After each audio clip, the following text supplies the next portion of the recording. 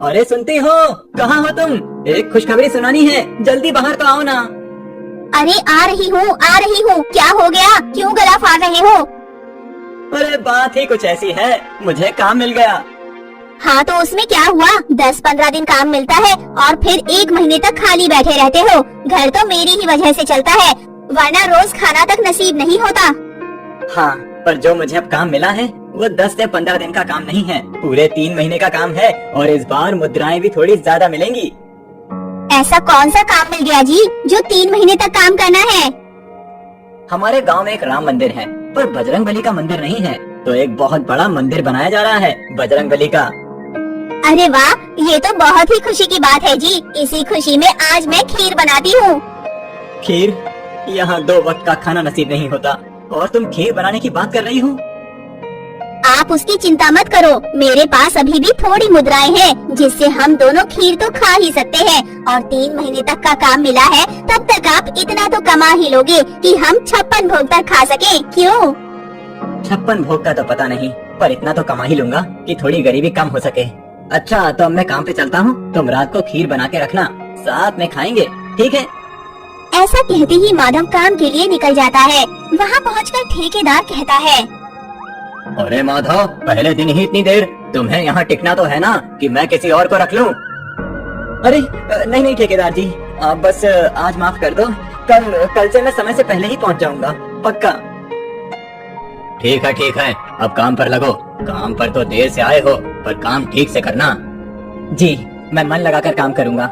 माधव ऐसा कहते ही काम पर लग जाता है। वहीं दूसरी तरफ राधा खीर खरीदने बाजार जाती है।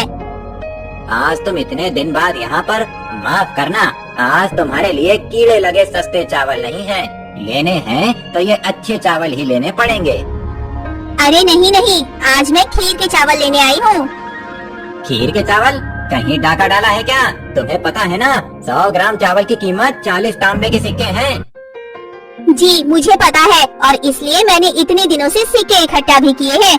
आज मेरे पति को 3 महीने के लिए काम मिला है, इसी खुशी में आप मुझे 50 ग्राम खीर के चावल दे दो और ये रहे 20 तांबे के सिक्के।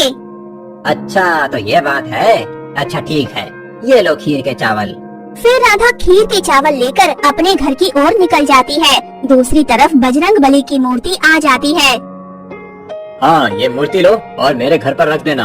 एक बार मंदिर का काम पूरा हो जाए, फिर मूर्ति की पूजा करके मंदिर में स्थापित कर देंगे। पर याद रखना, ये मूर्ति बहुत कीमती है, कुछ होना नहीं चाहिए। जी ठेकेदार जी, जैसा आप कहें। माधव उस मूर्ति को ले जा ही रहा था कि बीच में एक केले के छिलके पर फिसल जाता है और माधव मूर्ति के साथ गिर जाता है और मूर्ति भी टूट जाती है। हे भगवान, ये क्या किया? गधे, इतनी कीमती मूर्ति तूने तोड़ दी, तुझे अंदाजा भी है तूने क्या किया है? माफ कर दीजिए ठेकेदार जी, किसी ने बीच में ही केला खाकर उसका छिलका यहीं फेंक दिया, मैंने देखा नहीं और मेरा पैर फिसल गया, इसमें मेरी कोई गलती नहीं है। तो क्या मेरी गलती है? हाँ, तुझे मैंने कहा था कि कीमती मूर्ति है, इसे कुछ होना नहीं चाहिए, पर तेरे जैसा मंदबुद्धि इंसान ये बात समझ ही नहीं सकता। तेरे जैसा फटीचर इंसान क्या जाने कि इस मूर्ति की कीमत क्या है। मुझे माफ कर दीजिए ठेकेदार जी, आगे से ऐसी गलती कभी नहीं होगी। आगे से तुझे काम दूंगा तो ना होगी, तुझे आज ही मैं काम से निकालता हूँ। और हाँ, ये जो मूर्ति तूने तोड़ी है उसके पैसे भी देगा, और अगर नहीं दे पाया तो तुझे और तेरी पत्नी दोनों को इस गांव से धक्के मार कर निकाल देंगे और तेरा घर भी बेच देंगे। ठेकेदार जी, मुझे माफ कर दीजिए, मुझसे गलती हो गई, मैं गरीब इंसान हूँ, मेरे पास 2 वक्त का खाना तक नसीब नहीं होता, तो भला मैं इस मूर्ति के पैसे कैसे दे सकता हूँ? वो सब मैं नहीं जानता, मैं तुझे 1 महीने की मोहलत देता हूँ, अगर मेरे पैसे नहीं दे पाया तो समझ लेना, अब उठ और यहाँ से निकल जा, और जब तक पैसे ना आ जाएं, तब तक अपनी ये मनहूस शक्ल मत दिखाना, समझा? ये क्या हो गया मुझसे? मेरी पत्नी को जब मैंने कहा था कि काम मिल गया है तो कितनी खुश थी, और अभी तो बेचारी मेरे लिए खीर बना रही होगी, इस आस में कि मैं घर पैसे लेकर आऊंगा और हम दोनों साथ में खीर खाएंगे। पर अब सब बर्बाद हो गया। भगवान, ये आपने क्या किया? मेरे ही साथ ऐसा क्यों किया? भगवान, आखिर मैंने अपने जीवन में ऐसे कौन से पाप किए हैं जो आपने मुझे आज ये सिला दिखाया है? मैंने आज तक नशा नहीं किया, ना कभी किसी के साथ गलत किया, और ना ही किसी का अहित चाहा। मैं तो बस अपनी पत्नी के साथ खुशी से 2 पल जीना चाहता था, उसके साथ बैठकर खीर खाना चाहता था, पर अब तो वो खीर मेरे गले से ही नहीं उतरेगी। बेचारी कितनी खुश होगी और मेरी राह देख रही होगी, पर अब मैं क्या मुंह लेकर जाऊंगा? भगवान, अब मैं क्या करूं? भगवान, अब आप ही कुछ करो, वरना मैं यहीं अपनी जान दे दूंगा। ऐसा कहते ही माधव भगवान के सामने अपना सिर पटकने लगता है और पटकते पटकते वो बेहोश हो जाता है। दूसरी तरफ बहुत देर हो जाती है पर माधव घर नहीं लौटता। कितनी देर हो गई है पर ये है कि अब तक नहीं आए। खीर ठंडी भी हो चुकी है। इतना भी क्या काम करना, कहीं ऐसा तो नहीं कि वो मेरे लिए कोई उपहार लेने गए हो। ऐसा ही हुआ होगा। चलो थोड़ी देर और इंतजार कर लेती हूँ। राधा इंतजार करती ही रह जाती है पर माधव नहीं आता है। वहाँ से 2 औरतें गुजर रही थीं और राधा को देखकर कहती हैं, राधा किसकी राह देख रही है? कहीं अपने पति की तो नहीं, जिसे धक्के मारकर काम से निकाल दिया गया। काम से निकाल दिया गया? ये क्या कह रही हो बहन? अरे तुम्हें नहीं पता क्या? अब तक तो पूरे गांव को पता चल गया है कि तुम्हारे पति ने बजरंग बली की कीमती मूर्ति को तोड़ दिया था और इसीलिए उसे काम से निकाल दिया गया है और कीमत भी चुकाने के लिए बोला है। तुम्हारे तो भाग्य ही फूटे हुए हैं बहन, जो तुमने ऐसे आदमी से ब्याह किया है। शांत हो जाओ, अब एक शब्द और नहीं। कुछ भी कह लो पर मेरे पति के बारे में एक शब्द नहीं सुन सकती मैं। तुम्हारा धन्यवाद जो तुमने ये बात मुझे बताई। अब तुम दोनों यहाँ से जा सकती हो। हाँ ठीक है, हमें भी कोई शौक नहीं है यहाँ रुकने का। हम तो बस तुम्हारी भलाई के बारे में ही बोल रहे थे। ऐसा कहते ही वे दोनों वहाँ से चली जाती हैं और राधा माधव का रात भर इंतजार करती रहती है और सुबह हो जाती है पर माधव नहीं आता है। तभी माधव को एक सपना आता है।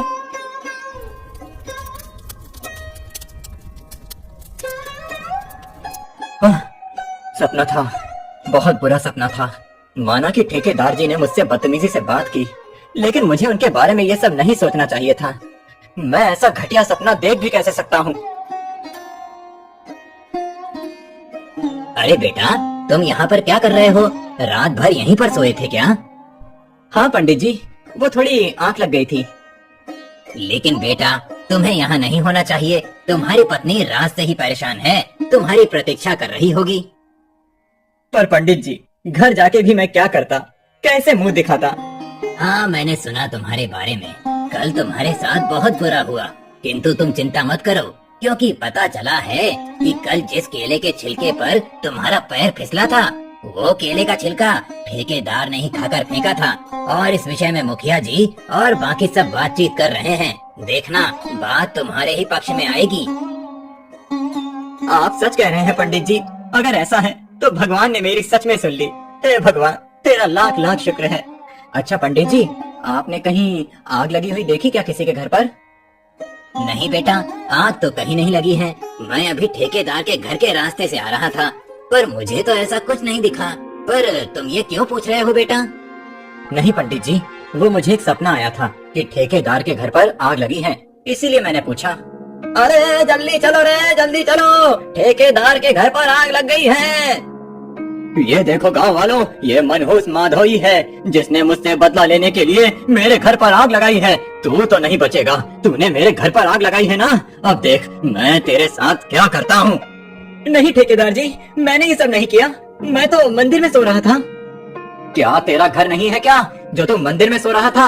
अब पकड़ा गया है तो बहाने बना रहा है। हाँ, खुद की गलती दूसरों पर मत ठोको ठेकेदार। अरे मुखिया जी, आप नहीं जानते ये माधव कितना बड़ा दुष्ट है।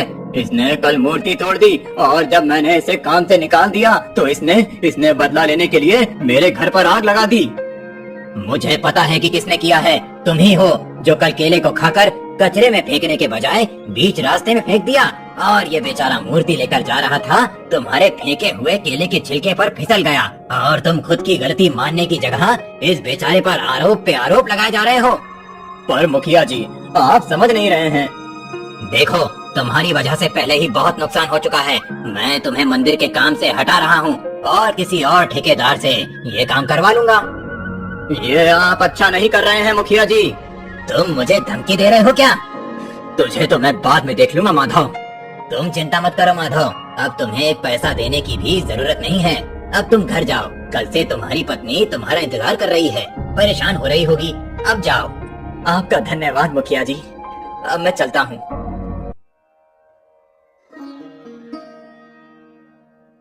उसके बाद माधव घर चला जाता है और जाकर अपनी पत्नी को सारी घटनाएं बताता है।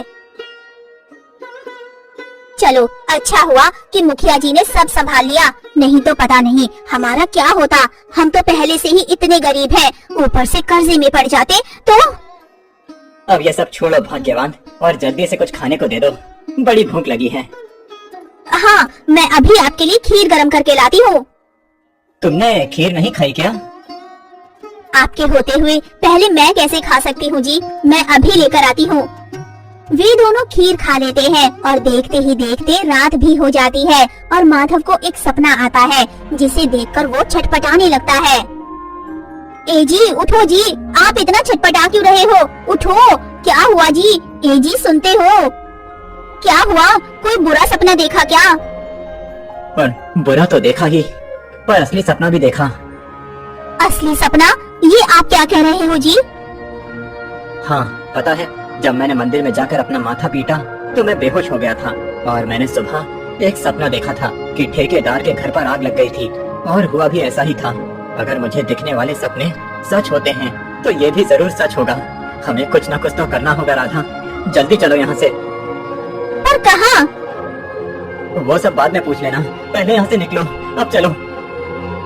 उसके बाद माधव और राधा वहाँ से चले जाते हैं। उसके कुछ ही देर बाद ठेकेदार आ जाता है मशाल लेकर। तूने गांव वालों को तो मूर्ख बना दिया, पर मुझे पता है कि तूने ही मेरे घर पर आग लगाई थी। तुझे क्या लगता है तू मेरे घर पर आग लगा के यहाँ से बच जाएगा? आग के बदले आग। तूने मेरे घर पर आग लगाई थी ना, अब तू और तेरी पत्नी इस घर के साथ ही सुहा हो जाएगा। ठेकेदार की आग लगाने से पहले ही गांव वाले और मुखिया जी राधा और माधव के साथ वहाँ पर आ जाते हैं। मुखिया जी, आप यहाँ पर आप सबको कैसे पता चला कि मैं यहाँ आग लगाने आया हूँ? हमें माधव यहाँ लेकर आया है। जब तुमने ये योजना बनाई थी तो माधव ने सब सुन लिया था। अच्छा हुआ माधव जो तुम हमें यहाँ लेकर आ गए, वरना हमें तो इसकी असलियत के बारे में पता ही नहीं चलता। गांव वालों, इसे पकड़ लो और कल सुबह होते ही इसे महाराज के सामने लेकर जाना। अब वही इसका निर्णय करेंगे। उसके बाद गांव वालों ने ठेकेदार को पकड़ लिया और उसे लेकर चले गए। लगता तो ऐसा ही है राधा, कल का सपना तो पूरा हुआ ही, लेकिन आज भी मैंने देखा कि ठेकेदार यहाँ आग लगाने आएगा, और वो भी सच हो गया। मुझे तो लगता है ये भगवान ने मुझे आशीर्वाद स्वरूप भेंट में दी है। भगवान का लाख लाख शुक्र है कि आग लगने से पहले ही आपको सपना आ गया और आपने सब सुलझा लिया, नहीं तो क्या से क्या हो जाता। अब उसकी चिंता मत करो, अब सब ठीक है। अब चलो चलकर सो जाते हैं, क्या पता फिर कोई सपना आ जाए। अब तो मैं भविष्य देख सकता हूँ, तो अब मेरा तो सोना अत्यंत महत्वपूर्ण है। उसके बाद दोनों जाकर सो जाते हैं।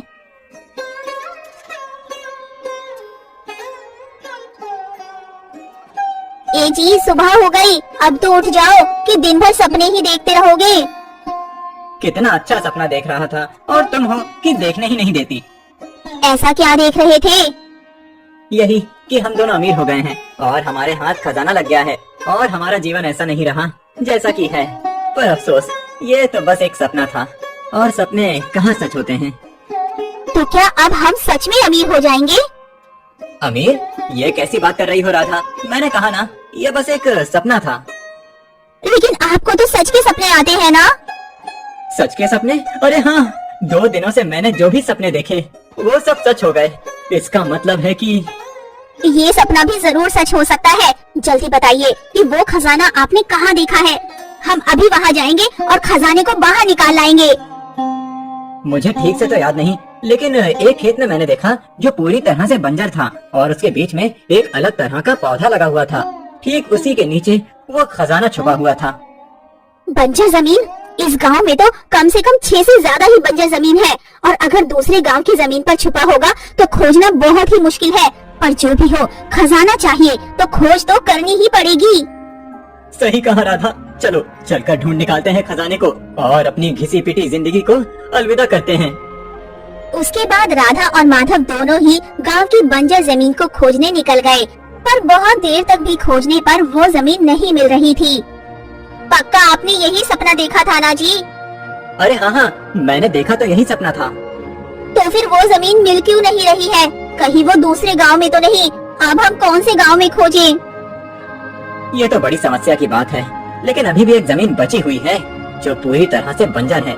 एक बार उसे भी चलकर देख लेते हैं, क्या पता मिल जाए। उसके बाद माधव और राधा दोनों उस जमीन को देखने के लिए चले जाते हैं। जब वो दोनों उस जमीन पर पहुंच जाते हैं तो देखते हैं कि उस बंजर जमीन पर सच में एक अलग तरह का पौधा लगा हुआ था।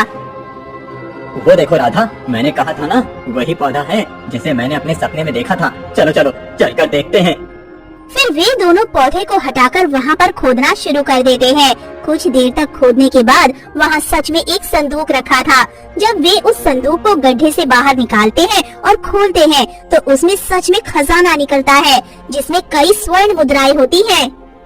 हे भगवान, इतनी सारी स्वर्ण मुद्राएं! इतनी तो मैंने अपने पूरे जीवन में भी कभी नहीं देखे। ये सच है, ये कोई सपना? राधा, ये सपना ही तो है जो अब पूरा हो गया है। अब हमें गरीबी से भरी हुई जिंदगी, जिसमें 2 वक्त का खाना तक नसीब नहीं होता था, वो जिंदगी अब नहीं जीना पड़ेगा। हाँ, वो तो है। मुझे तो अभी भी विश्वास ही नहीं हो रहा। किंतु अगर हम इतने सारे स्वर्ण मुद्राएं लेकर जाएंगे तो गांव वालों को शक नहीं होगा। जो कल तक इतने गरीब थे, वे रातों रात इतने अमीर कैसे हो गए? कहीं वो हमारी स्वर्ण मुद्राओं को हड़प लिए तो? बात तो तुमने सही कही राधा। एक काम करते हैं, इस गांव से ही चले जाते हैं। गांव से चले जाते हैं? ये आप क्या बोल रहे हैं जी? और नहीं तो क्या, अगर हम यहाँ रहेंगे तो गांव वाले हमें इतनी सारी स्वर्ण मुद्राओं के साथ रहने नहीं देंगे, और अगर हम दूसरे गांव चले गए तो किसी को भी नहीं पता चलेगा, क्योंकि हमें कोई पहचानता ही नहीं होगा। सारे लोग हमें शुरू से ही अमीर समझेंगे और वहाँ हम शांति से अपना पूरा जीवन बिता सकते हैं बिना किसी दिक्कत के। ऐसा कहते ही वे दोनों उस खजाने को लेकर दूसरे गांव जाने लगते हैं, ये सोचकर कि अब वो अपना जीवन खुशी से अमीरों वाली तरह से बिताएंगे। पर उन्हें क्या पता था कि उनके दरवाजे पर कौन सी मुसीबत दस्तक देकर बैठी थी। महाराज, हमने उस चोर को पकड़ लिया है जो हमारे राजकोट से धन चुरा कर भाग गया था। बहुत बढ़िया मंत्री जी, आपने अच्छा काम किया। तो बताओ चोर, कहाँ रखा है मेरा धन? अगर सीधी तरह से बता देते हो तो मैं तुम्हें ज्यादा कष्ट नहीं दूंगा, परंतु अगर तुमने नहीं बताया तो तुम्हारे शरीर के टुकड़े टुकड़े कर कुत्तों को खिला दिया जाएगा।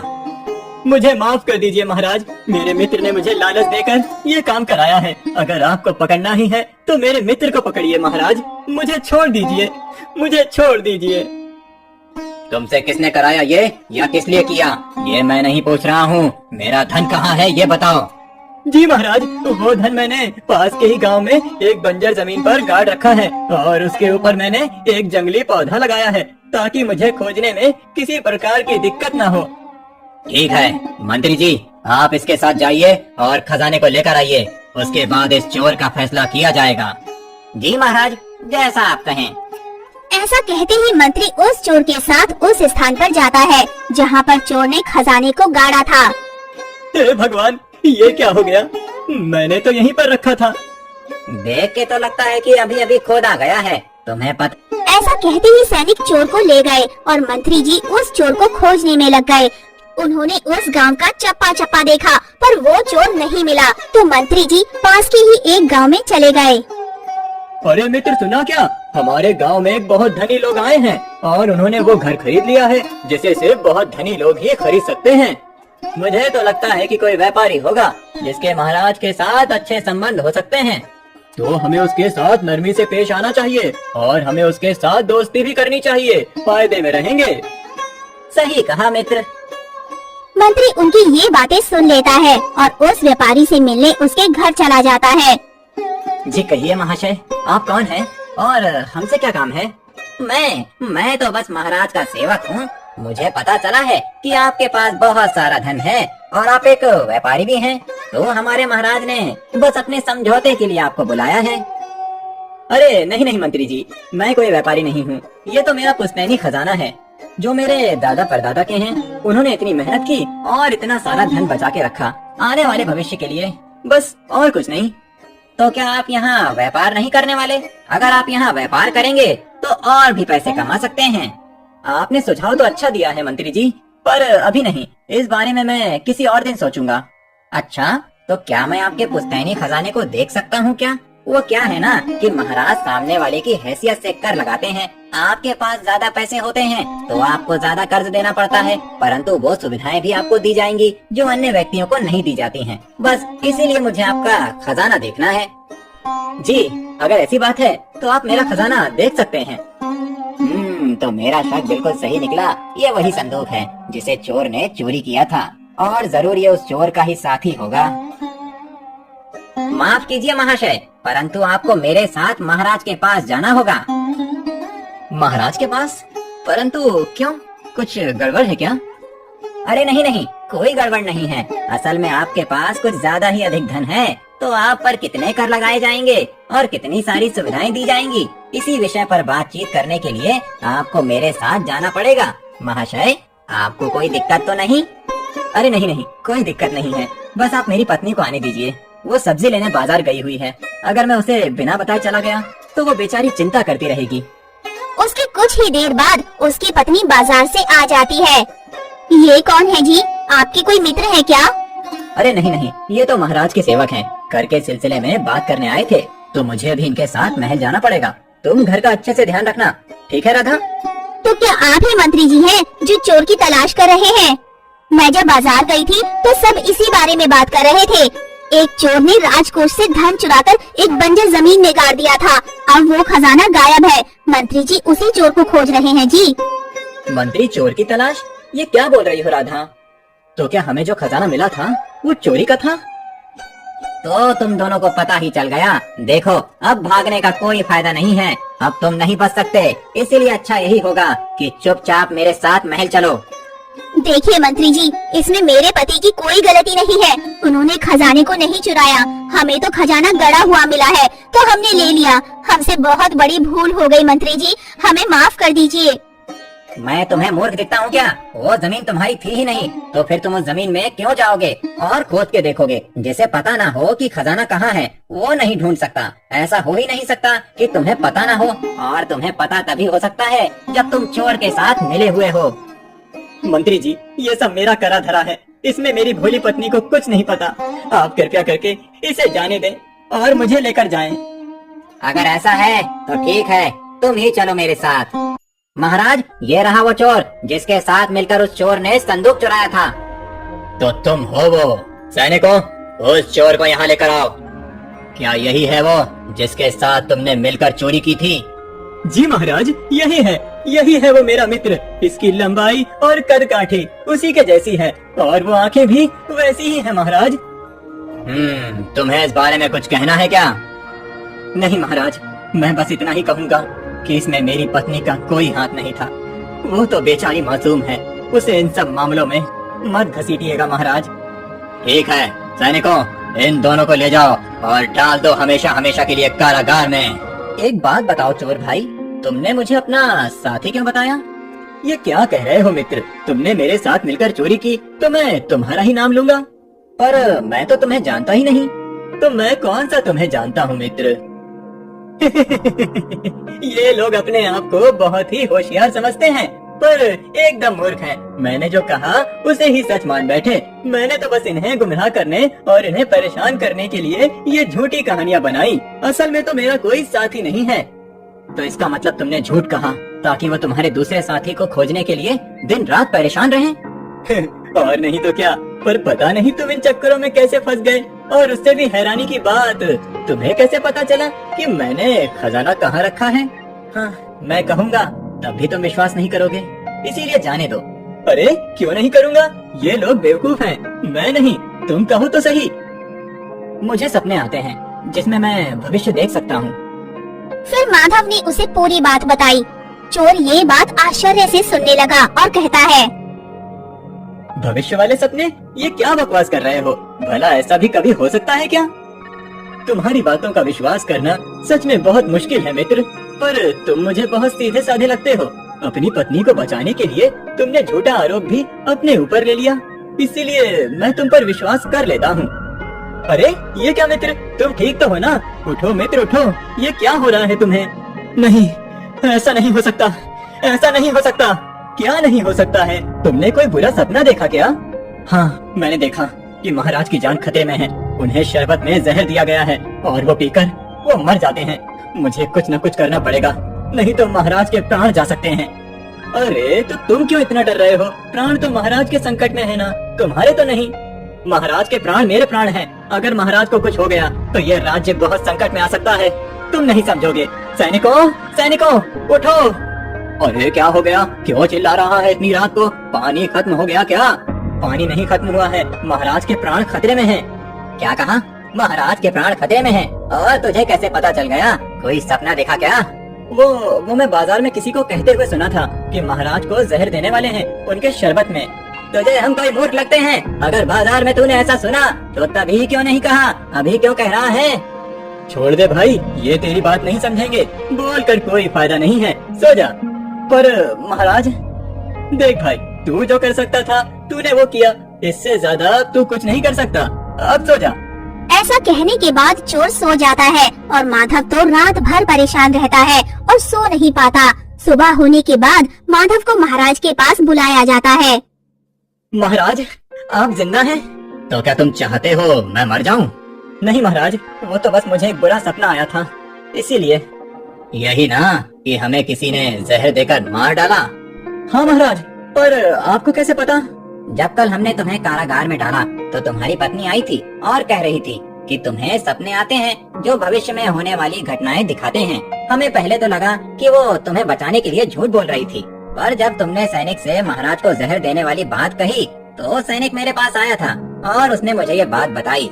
जब मैंने इसकी छानबीन की तो मुझे पता चला कि सेविका दूसरे राज्य के दुश्मन के कहने पर शरबत में जहर मिलाकर लाई थी।